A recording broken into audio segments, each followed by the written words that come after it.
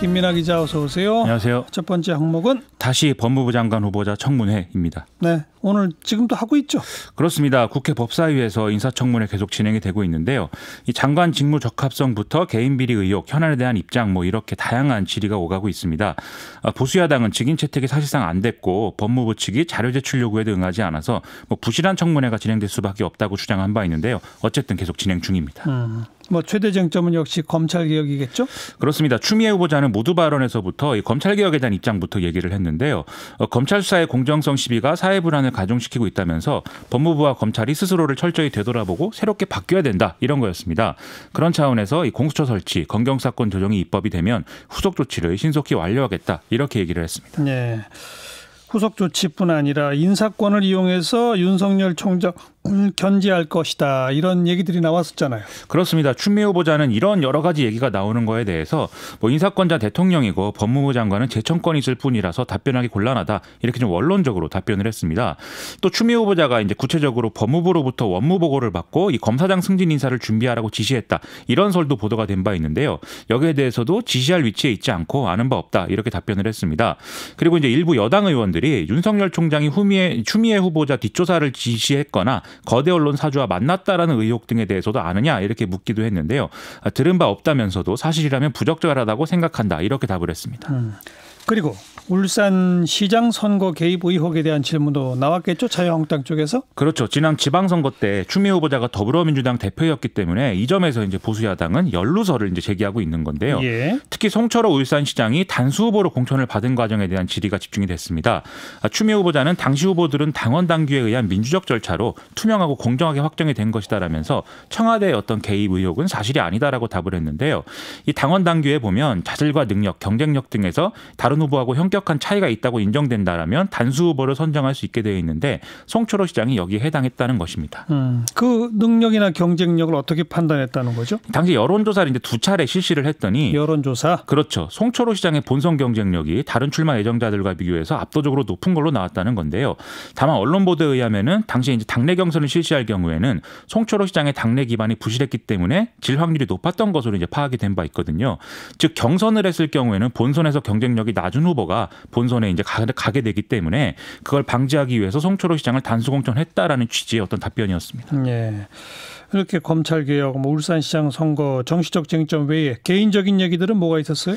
2004년 총선에서 이제 추미애 후보자가 낙선한 이후에 국회의원 임기 종료 이틀 전에 남은 정치자금 중 개인저서 출판비로 1억 원을 지출한 내역이 있었는데 당시 출판사 사장이 그때 출판을 하지 않고 돈을 돌려줬다 이런 주장이 최근에 나왔거든요. 그래서 정치자금을 불법적으로 횡령한 게 아니냐 이런 의혹이 제기가 됐습니다. 예. 그래서 이와 관련 자료 제출을 요구하는 과정에서 여상규 법사위원장과 자유한국당 장제원 의원 사이에 좀 고성이 오가는 상황이 연출되기도 했습니다. 이런 그 의혹에 대해서 해명은 뭐라고 했어요? 당시 실제로 출판이 목전까지 갔는데 이 문제로 이제 회계 책임자였던 배우자가 정치자금법 위반으로 재판을 받게 되는 바람에 이 출판사 사장이 계약을 해지하고 돈을 돌려준 것은 사실이다 이렇게 해명을 했습니다.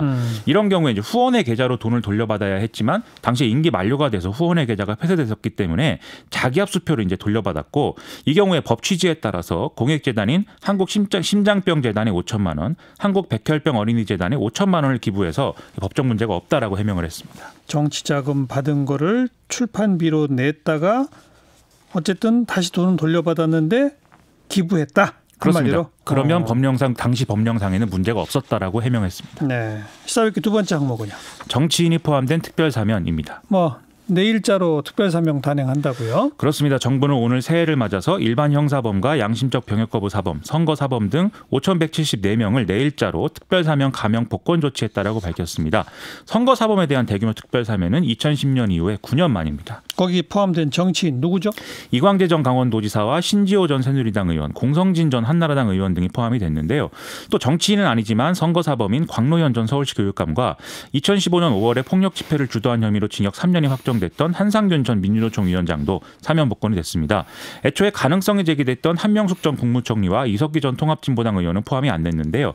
박근혜 전 대통령 역시 형이 확정되지 않았기 때문에 사면 검토 대상에서 제외가 됐습니다. 이 정치인 사면에 대해서는 논란이 있겠어요? 이 대통령 사면권을 제한하고 정치인 사면을 최소화한다라는 어떤 지향이 있었기 때문에 좀 이런 기준이 후퇴한 거 아니냐 이런 논란이 제기되고 있고요. 특히 이광재 전 지사를 놓고 자유한국당 등은 코드 사면, 선거 사면이다라면서 굉장히 강력하게 반발을 하고 있는 상황입니다. 청와대는 이에 대해서 2010년 이전 선거 사범 기준이다라는 동일 잣대를 다 같이 적용을 했고 이광재 전 지사의 경우에는 정치자금법을 위반한 것이긴 하지만 대가성이 없었기 때문에 뇌물죄가 성립하지 않았고 따라서 사면 대상에 포함시킬 수가 있다라고 해명을 했습니다. 이 정부의 사면 불가 원칙으로 알려진 뇌물, 알선수재, 알선술의 배임, 횡령 등의 5대 중대 범죄에는 해당되지 않는 케이스라는 겁니다. 그럼 이광재 전 지사는 바로 이번 총선에 출마하나요?